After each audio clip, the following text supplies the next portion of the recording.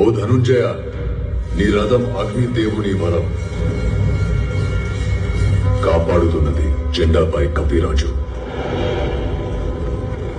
నడుపుతున్నది ముల్లోకాలు నడిపించే నేను.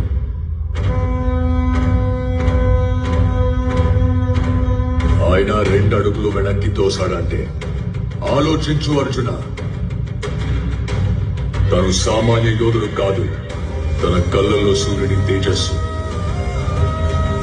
తన చేతిలో ఓటమి ఎరుగని విజయ ధనుస్సు.